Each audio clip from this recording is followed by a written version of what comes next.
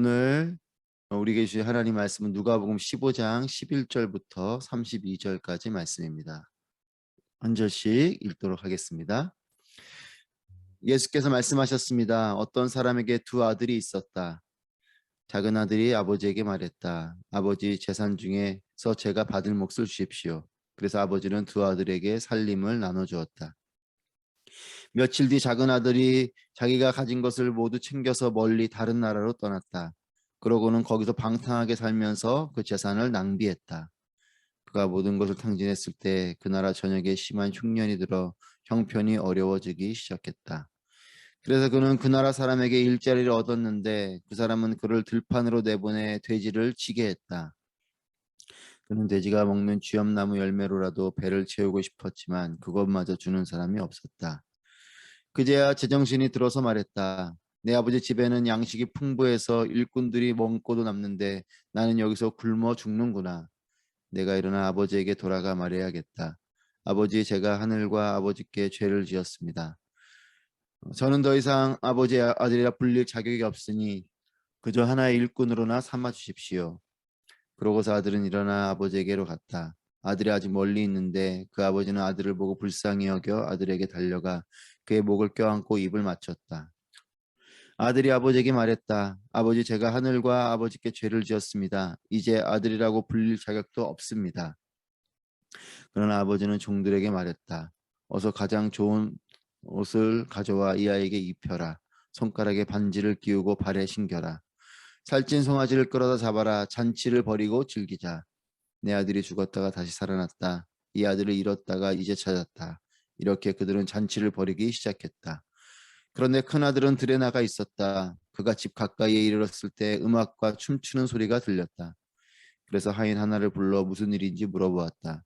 하인이 대답했다. 동생이 왔습니다. 동생이 건강하게 무사히 돌아와서 주인 어른께서 살찐 송아지를 잡으셨습니다. 큰아들은 화가 나서 들어가려 하지 않았다. 그러자 아버지가 나와 그를 달랬다. 그러자 큰아들이 아버지에게 이렇게 말했다. 보십시오. 저는 여러 해 동안 아버지를 위해 종노릇하고 무슨 말씀이든 어긴 적이 없습니다. 그런데 제게는 친구들과 함께 즐기라며 염소 새끼 한 마리도 주시지 않았습니다. 그런데 창녀와 함께 아버지의 재산을 탕진한 아들이 집에 돌아오니까 아버지는 그를 위해 살찐 송아지를 잡으셨습니다. 아버지가 말했다. 얘야, 너는 항상 너와 함께 있지 않느냐? 너네가 가진 모든 것이 다 내 것이다. 그러나 내 동생은 죽었다가 다시 살아났고 내가 그를 잃었다가 찾았으니 우리가 잔치를 벌이며 기뻐하는 것이 당연하다. 아멘. 예수님께서 잃어버린 양, 또 잃어버린 드라크마 비유를 하시고 이제 그 이후에 탕자의 비유를 말씀하십니다. 어떤 사람에게 두 아들이 있었습니다. 큰 아들과 작은 아들. 어느 날 작은 아들이 아버지에게 요청을 합니다. 12절 말씀 보시면 작은 아들이 아버지에게 말했다. 아버지 재산 중에서 제가 받을 몫을 주십시오. 그래서 아버지는 두 아들에게 살림을 나눠 주었다. 작은 아들이 자신이 받을 몫, 즉 나중에 받게 될 유산을 이야기하는 거죠. 자신이 받을 몫을 아버지에게 요청을 합니다. 아들의 관심은 아버지로부터 받을 자신의 몫에 있습니다. 왜냐하면 그 재산으로 자기 마음대로 살고 싶어서 그런 것이죠. 사랑이 많은 아버지는 이 요청을 들어줍니다. 두 아들에게 살림을 나눠주었다라고 말씀합니다. 그러니까 큰 아들도 또 작은 아들도 모두 자기 몫을 받았다라는 것입니다. 그런데 이 요청을 한 작은 아들의 행동이 남다릅니다. 13절 말씀에 며칠 뒤 작은 아들은 자기가 가진 모든 것을 모두 챙겨서 멀리 다른 나라로 떠났다. 그러고는 거기서 방탕하게 살면서 그 재산을 낭비했다. 멀리 다른 나라로 떠났다. 그리고 방탕하게 살면서 그 재산을 낭비했다. 그런데 13절에 보면 자신이 받을 몫을 요구하고 아버지가 그 살림을 나눠준 다음에 며칠 뒤에요. 그 영어 성경에는 그렇게 길지 않은 시간으로 나오죠. 그러니까 이 몫을 받고 나서 그는 얼마 지나지 않아서 아버지를 떠난 것이에요. 먼 나라로 갔습니다. 그리고 거기서 방탕하게 살면서 모든 재산을 탕진하게 되죠. 아버지에게 자신의 몫을 요청하는 것이 문제가 아니라 어떤 마음으로 요청하는가가 중요합니다. 기도하는 것보다 더 중요한 것은 기도하는 사람의 마음인 것이죠. 아버지에게 이 재산을 요청한 이 아들의 마음은 자기 마음대로 살고 싶었던 것이에요. 그냥 그 재산 가지고 뭔가 긍정적으로 좋은 일에 또는 열심히 살아보려고 하는 마음이 아니라 그냥 그 돈을 가지고 흥청망청 쓰고 살고 싶은 마음에 아버지에게 그것을 요청한 것이죠. 기도할 때는 다 비슷한 마음 같아 보입니다. 하지만 이 응답이 있고 나서의 모습을 보면 달라요. 하나님의 손길이 닿고 나면 그 기도하는 사람의 마음이 나타납니다. 이 새벽부터 좋은 비유는 아닐지 몰라도 화장실 갈 때 마음과 나올 때 마음이 다르다고 표현하죠. 그렇습니다. 하나님께 간절한 마음으로 기도할 때의 마음이 기도하는 사람들마다 기도의 겉모양은 같아 보여도 그 중심은 다른 것이에요. 하나님께 감사와 찬양을 올려드리는 사람이 있고 응답이 있고 나서 기뻐하며 자기 갈 길을 찾아서 떠나버리는 사람이 있죠. 작은 아들은 이 재산을 받자마자 며칠이 되지 않아서 그대로 멀리 다른 나라로 떠나버립니다. 거기서 방탕한 삶으로 결국은 재산을 모두 낭비하게 됩니다. 아버지도 또 자신의 형도 이 작은 아들의 생각에는 없습니다. 오직 방탕하게 살 생각만 있는 것이죠. 여러분, 하나님 손 위에 있는 것보다 더 중요한 것은 하나님 그분 자체이죠. 하나님을 사랑해야지 하나님 손 위에 있는 것을 사랑하면 안 됩니다. 아버지의 손에 있는 것에만 관심 있는 사람은 아버지의 집을 멀리 떠나지만 아버지에게 관심 있는 사람은 아버지 곁에 머물게 될 것입니다. 엎친 데 덮친 격으로 돈도 없는데 흉년까지 들어서 결국 이 작은 아들은 쥐엄 열매라도 먹어야 연명할 수 있는 이런 비참한 삶으로 전락하고 맙니다. 17절 말씀입니다. 그제야 제정신이 들어서 말했다. 내 아버지 집에는 양식이 풍부해서 일꾼들이 먹고도 남는데 나는 여기서 굶어 죽는구나. 돼지가 먹는 쥐엄 열매로라도 배를 채우고 싶었지만 그것마저 주는 사람이 없는 이런 굶주림과 자신의 생명이 위기가 있는 이 상황 속에 17절에 그제야 제정신이 들어서 말했다. 이렇게 말씀하십니다. 그제서야 제정신이 들었다. 고난의 자리에서 위기의 자리에서 제정신이 들었다는 것은 축복이에요. 위기가 문제가 아니라 위기 가운데 길을 못 찾는 것이 문제죠. 위기가 와도 그 위기 가운데 자신이 해야 할 일, 자신이 가야 할 길을 알 수 있다면 그것은 다행인 것이죠. 한편으로는 위기가 온 상황 가운데 정신이 들었다, 제정신을 찾았다. 이것은 축복입니다. 고난을 통해 제정신이 들었다는 것은 감사한 일인 거죠. 이전에는 아버지의 손에 있는 재산에만 관심이 있었는데 이게 고난의 한가운데서 아버지의 집과 아버지가 생각이 난 거죠. 그전에는 아버지의 집에 관심이 없었어요. 그는 그저 아버지에게 받을 유산에만 관심이 있었는데 이제 이 고난 가운데 정신을 차리고 나니까 아버지의 집이 좋은 곳이었지. 또 아버지는 이렇게 사랑이 많으신 분이지 하고 깨닫게 된 거죠. 이것은 이 작은 아들에게는 너무나 감사한 일이고 또 이것은 작은 아들에게는 큰 기회가 된 것입니다. 이 깨달음, 이 뉘우침이 축복이었던 것이죠. 그리고 아버지 집으로 돌아가기로 결심합니다. 이것을 가능하게 한 것이 바로 뉘우침이죠. 제정신이 들었다, 깨닫고 돌아서게 됐다라는 것이에요. 무엇입니까? 회개인 것이죠. 우리 역시 죄로 인해 방황하는 존재였지만 회개를 통해 아버지의 집으로 돌아가게 되는 것입니다. 그래서 바로 이 탕자, 작은 아들이 어제 본문에서 회개하는 죄인 한 사람을 말씀하시는데, 회개하는 죄인 한 사람이 바로 이 탕자인 거죠. 그래서 회개하는 이 죄인 한 사람은 얼마나 기뻐하겠는가, 이가 돌아오는 것을 얼마나 기뻐하겠는가라는 거죠. 뉘우치고 제정신을 차리고 깨닫고 돌이키는 것, 이게 회개하는 죄인 한 사람, 바로 이 사람을 하나님 기뻐하십니다. 죄는 절망이지만 회개는 소망이 되는 것이에요. 재산을 받아서 타락하고 방탕하며 사는 것은 이 작은 아들에게는 절망이고 위기이지만, 이 고난의 모든 것을 탕진하고 나서 뉘우치고 돌아오는 이것은 작은 아들에게는 소망이 되는 것입니다. 우리 역시도 마찬가지입니다.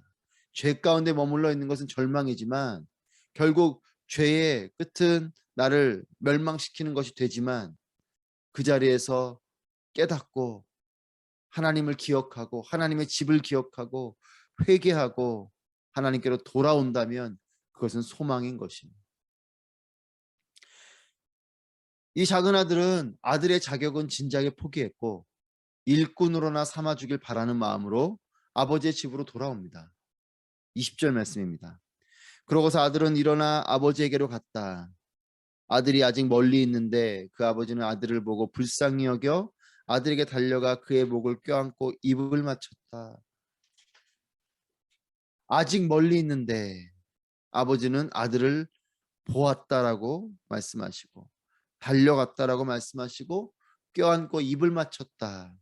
예수님께서 이렇게 비유로 말씀을 하세요. 멀리 있는 아들을 보았다. 이것은 아마 아버지가 이 아들을 기다리고 있었다는 것입니다. 그러지 않고서야, 기다리고 있지 않았다면 아들이 와서 문을 두드렸을 때 그제서야 아들을 알게 되는 거겠죠. 하지만 아직 멀리 있는데 아버지는 그 아들을 보고 보았다는 거죠. 그리고 달려갔다는 것이에요. 이것은 이 아들을 기다리고 있었다는 것입니다. 그리고 그를 껴안고 입을 맞췄다는 거죠. 이 아들을 나무라고 혼내고 타박하는 것이 아니라 그를 껴안고 입을 맞췄다. 여러분, 이것이 우리 하나님의 나를 향한 사랑입니다. 우리를 기다리시고 또 우리가 하나님께로 돌이킬 때 한 걸음에 달려가시고 그리고 우리를 껴안고 입을 맞춰주시는 그 하나님, 이 하나님의 사랑을 이 아버지를 통해서, 작은 아들을 향한 아버지의 모습을 통해서 우리는 발견하게 됩니다. 하나님 앞에 가기도 전에 이미 멀리 있는 나를 향해 달려오시는 하나님, 여러분이 하나님의 사랑을 평생 잊지 않으시기를 축복합니다. 하나님의 이 놀라운 사랑, 우리를 죽기까지 사랑하시며 기다리시는 이 사랑을 우리가 잊지 않는다면 우리 역시도 방황하는 순간에도, 때는 넘어지는 순간에도 하나님께로 돌아올 수 있는 용기를 갖게 하는 것이에요. 하나님의 사랑은 내가 의로울 때 시작된 것이 아닙니다. 하나님의 사랑은 우리가 아직 죄인 되었을 때에 시작되신 사랑인 것을 분명히 기억하시길 바랍니다.